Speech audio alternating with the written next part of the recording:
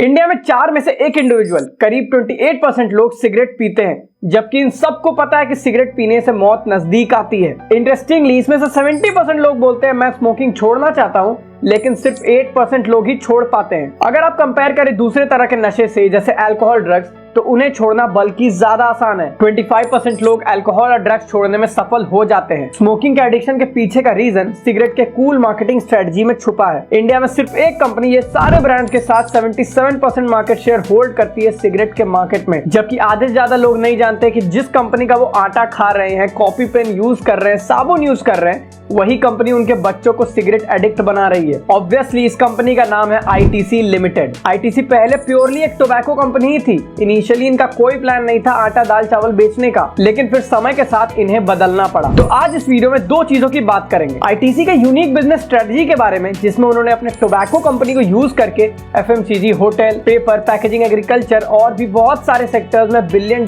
Brands बना दिए, और कैसे आईटीसी और बाकी सारे टोबैको ब्रांड्स बिना किसी एड, बिना किसी प्रमोशन के सिगरेट को सीक्रेटली प्रमोट करते हैं, लोगों को एडिक्ट बनाते हैं और किसी को पता भी नहीं चलता। मतलब सिगरेट के वर्ल्ड क्लास मार्केटिंग स्ट्रेटजीज के बारे में बात करेंगे। आपका टाइम इंपॉर्टेंट है, इसलिए मैंने टाइम स्टैम्प ऐड कर दिए, लेकिन अगर आप कुछ यूनिक जानना चाहते हैं तो इस वीडियो को पूरा जरूर देखिएगा। और वीडियो की सेकंड पार्ट सबसे ज्यादा इंटरेस्टिंग है, इसलिए उससे छोड़ने की गलती मत करिएगा। वीडियो में आगे बढ़ने से पहले ब्रिज शिक्षा को सब्सक्राइब जरूर कर लीजिए और हमारे शॉर्ट चैनल को भी सब्सक्राइब कर लीजिएगा।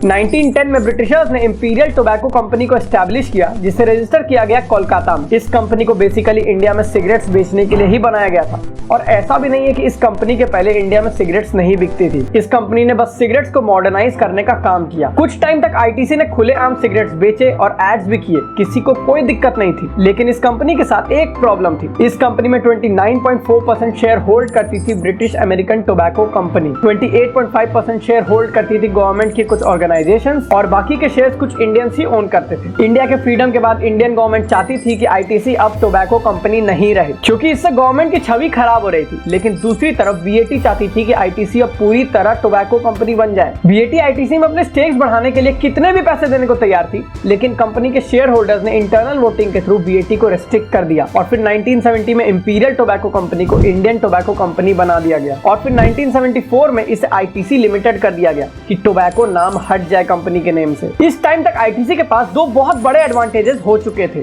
पहली तो ये कि आईटीसी के पास बहुत ज्यादा कैश जमा हो चुकी थी टोबैको के प्रॉफिट से। दूसरी ये कि कंपनी के पास डेंस डिस्ट्रीब्यूशन नेटवर्क बन चुकी थी, क्योंकि सिगरेट तो हर शॉप में मिलती थी, चाहे वो छोटी हो चाहे बड़ी। ये दोनों एडवांटेजेस होने के कारण आईटीसी के पास एक सुनहरा मौका था अपने टोबैको के दाग से पीछा छुड़ाने का। और वैसे भी आईटीसी जब इंडियंस के हाथ में आई थी तो कंपनी के गोल्स पूरी तरह चेंज हो गए थे। अब कंपनी को भारतीय लोगों के लिए कुछ करना था, ऐसे ब्रांड्स बनाने थे जो लोगों के लाइफ में इम्पैक्ट डाले, पॉजिटिव इम्पैक्ट। इसके लिए उन्होंने सबसे पहले अपने टोबैको सेगमेंट को बंद नहीं किया, उसे कैश काउ की तरह इस्तेमाल करना स्टार्ट किया। मतलब कमाएंगे सिगरेट बेच के और उसे यूज करेंगे दूसरी कंपनीज को स्टार्ट करने के लिए, क्योंकि ऑब्वियसली सिगरेट्स में बहुत ज्यादा प्रॉफिट होती है। सबसे पहले उन्हें जरूरत थी अपने टोबैको सेगमेंट के प्रॉफिट्स को और ज्यादा बढ़ाने की, तो उन्होंने एक कंपनी स्टार्ट की जिसका नाम था आईटीसी भद्राचलम पेपर बोर्ड्स, जो सिगरेट्स के डब्बे बनाने लगी। और फिर उन्होंने सूर्या टोबैको, जो नेपाल की एक कंपनी थी, उसे अपनी सब्सिडियरी बना लिया। ये कंपनी टोबैको लीव्स प्रोक्योर करने में स्पेशलाइज थी। अब इनके डब्बे और रॉ मटेरियल सारी चीजें इन हाउस बनने लगी। इसके बाद आईटीसी ने नए नए सेगमेंट्स में इंटर करना स्टार्ट किया, starting from hotels to FMCG. आज आईटीसी के पास 25 से ज्यादा वर्ल्ड क्लास ब्रांड्स हैं, और इनके प्रोडक्ट्स आपको हर घर में जरूर मिल जाएंगे, और हर बच्चे के पास भी। अब आईटीसी इंडियन टोबैको कंपनी से इंडिया की सबसे बड़ी एफएमसीजी कंपनी बन चुकी थी। लेकिन ये सब बिल्कुल नहीं हो पाता अगर आईटीसी एक सिगरेट कंपनी नहीं होती, क्योंकि आज भी इनके टोटल प्रॉफिट्स में 75% प्रॉफिट सिगरेट के बिजनेस से ही आते हैं, जबकि 50% से ज्यादा रेवेन्यू इनके एफएमसीजी बिजनेस से आती है। लेकिन जब 2004 में गवर्नमेंट ऑफ इंडिया ने सिगरेट के एडवर्टीजमेंट पर पूरी तरह बैन लगा दिया, तब आईटीसी और सारी सिगरेट कंपनीज के सामने एक बहुत बड़ा क्वेश्चन मार्क था। आईटीसी के लिए ये ज्यादा बड़ी प्रॉब्लम थी, क्योंकि उनकी सारे बिजनेसेस टोबैको के प्रॉफिट्स पर ही डिपेंडेंट थी। लेकिन इसका सॉल्यूशन पहले से अवेलेबल था एक American tobacco company Philip Morris के पास। यस, ये है मार्लबोरो सिगरेट्स की पेरेंट कंपनी। एक्चुअली यूएसए में टोबैको एडवर्टीजमेंट पर बैन 1971 में ही लग चुका था, और बैन लगने के बाद सारी सिगरेट कंपनीज की सेल बहुत ज्यादा नीचे जा रही थी, लेकिन मार्लबोरो की सेल्स तेजी से बढ़ने लगी थी। लेकिन लेकिन ऐसा हुआ कैसे? दरअसल मार्लबोरो ने एक यूनिक मार्केटिंग स्ट्रेटेजी को यूज किया, जिसके कारण मार्लबोरो सिगरेट्स पीना लोगों के लिए कूल बनने का फैक्टर बन गया। और यही स्ट्रेटेजी रॉयल एनफील्ड और रेड बुल जैसी कंपनीज भी यूज करती है। रॉयल एनफील्ड के एग्जांपल से आपको एक्सप्लेन करता हूं। जब रॉयल एनफील्ड को आइचर मोटर्स ने खरीदा था, तब आइचर मोटर्स की फाइनेंशियल कंडीशन बहुत खराब थी। उन्हें किसी भी तरह रॉयल एनफील्ड को वापस से रिवाइव करना था, लेकिन प्रॉब्लम यह थी कि रॉयल एनफील्ड अपने ग्लैमर को खो चुकी थी। आइचर मोटर्स के सीईओ विक्रम लाल करीब करीब हार मान चुके थे, लेकिन फिर उनके बेटे सिद्धार्थ लाल ने जिम्मा उठाया रॉयल एनफील्ड को रिवाइव करने का। उन्होंने अपने एडवर्टीजमेंट में सिर्फ एक चेंज किया। एड में बाइक के फीचर्स बताने के बजाय ये दिखाना स्टार्ट किया कि रॉयल एनफील्ड चलाते हुए आपका रुतबा बढ़ जाता है। एड्स को इस तरह शोकेस किया गया कि ज्यादातर कूल लोग रॉयल एनफील्ड ही चलाते हैं। जब बुलेट चले दुनिया रास्ता दे।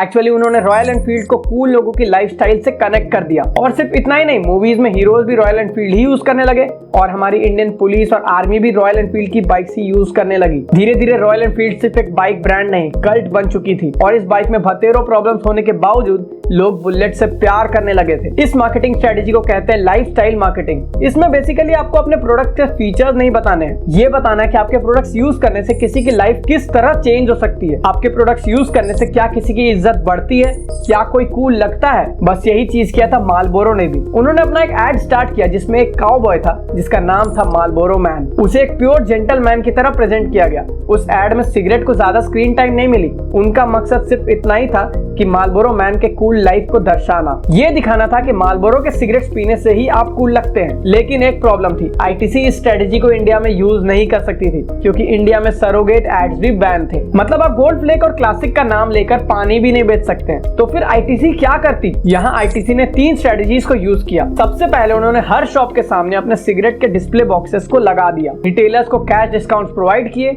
और हर शॉप के सामने अपने बोर्ड्स भी लगा दिए। वो चाहते थे कि हर पीने वाला बंदा आईटीसी की ही ब्रांड्स ले और रिटेलर भी आईटीसी की ही ब्रांड्स को प्रोवाइड करे। उन्होंने देखा कि फॉरेन कंपनीज की सेल्स बहुत ज्यादा बढ़ रही है और कुछ इलीगल मैन्युफैक्चरर सिगरेट को सस्ते दाम पर भी बेच रहे हैं। तब उन्होंने हर कस्टमर सेगमेंट को केटर करने के लिए अलग अलग ब्रांड्स लॉन्च कर दिए, प्रीमियम भी, नॉन प्रीमियम भी। सस्ते वाले सिगरेट भी बेचने लगे और महंगे वाले भी। जैसे गोल्ड फ्लेक को भी गोल्ड फ्लेक किंग्स और गोल्ड फ्लेक लाइट्स में डिवाइड कर दिया। आज आईटीसी के पास 14 सिगरेट ब्रांड्स है, जिसके थ्रू उन्होंने मार्लबोरो जैसे ग्लोबल ब्रांड्स को आगे आने से रोका है। और इसमें कहीं ना कहीं इंडियन गवर्नमेंट ने भी इनकी मदद की थी, टोबैको कंपनीज में एफडीआई को बैन करके। मतलब अब कोई बाहर की कंपनी इंडिया में टोबैको कंपनीज में इन्वेस्ट नहीं कर सकती। थर्ड है सबसे इंटरेस्टिंग और सबसे कंसर्निंग भी, यहाँ यूज किया गया लाइफस्टाइल मार्केटिंग, लेकिन सीक्रेटली। वैसे मैं पहले ही बता दूं, जो मैं बताने वाला हूँ उसका कोई पुख्ता सबूत तो नहीं है, लेकिन कुछ ऐसे स्टैट्स हैं जो इसे प्रूव कर सकते हैं। इन्हें सिगरेट्स को प्रमोट करना था और जैसे मार्लबोरो ने किया था वैसे ही स्मोकिंग को लाइफस्टाइल से कनेक्ट भी करना था। तो इसके लिए यूज किया जाने लगा फिल्म इंडस्ट्री को। क्या आपने कभी किसी मूवी में स्मोकिंग को नेगेटिवली प्रेजेंट करते हुए देखा है? मैक्सिमम चांसेस है नहीं देखा होगा। बल्कि हर मूवी में स्मोकिंग को 1 से 2 मिनट स्क्रीन टाइम जरूर दिया जाता है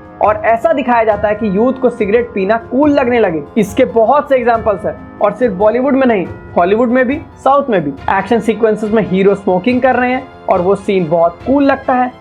एक्ट्रेस भी सिगरेट पी रही है। केजीएफ में रॉकी भाई तो गन पॉइंट से सुट्टा जला रहे हैं। कुछ मूवीज में लड़की लड़के को सिगरेट पीना सिखा रही है। और भी बहुत से एग्जांपल्स है। ये तो प्रूफ नहीं हो सकता कि टोबैको कंपनीज मूवीज को स्पेशली पे करती है या नहीं, लेकिन आप ही सोचिए, कोई भी स्मोकिंग सीन का मूवी से कोई भी कनेक्शन होता है? बिल्कुल नहीं होता है। रुकिए, एक और प्रूफ है। एक सर्वे के हिसाब से 1990 से 2002 तक 76% मूवीज में 1 से 2 मिनट स्मोकिंग के सीन्स रहते थे। लेकिन 2004 में स्मोकिंग एड्स पर बैन लगने के बाद ये फिगर 89% तक पहुंच गया और 76% मूवीज में लीड एक्टर्स को ही स्मोकिंग करते हुए दिखाया जाने लगा, जबकि पहले यह नंबर 54% थी। लेकिन एक सोचने वाली बात है, यूथ इन सब चीजों को देखकर सिगरेट की तरफ अट्रैक्ट कैसे हो जाता है? एक सर्वे में पता चला कि ज्यादातर लोग अपने फ्रेंड्स या फैमिली को देखकर ही सिगरेट पीना सीखते हैं। और जो दोस्त बोलते हैं ना कि एक बार ट्राई करके देख, हर चीज एक बार ट्राई करना चाहिए, उन्हें पता होता है कि इसे एक बार ट्राई करने पर ही इसकी तलब लग सकती है। बाकी चीजें जैसे ड्रग्स, अल्कोहल, चरस, गांजा को यूज करने से आपको नशा चढ़ता है, लेकिन सिगरेट पीने से आपको नशा नहीं होता, आपको सिगरेट का ही नशा हो जाता है। और ये इतना स्ट्रॉन्ग है कि सिर्फ 8% लोग ही सिगरेट छोड़ पाते हैं, जबकि 70% लोग छोड़ना चाहते हैं। सिगरेट की लाइफस्टाइल मार्केटिंग आपको इसलिए भी हिट कर जाती है क्योंकि आप अपने खुद के इनसिक्योरिटीज से घिरे रहते हो।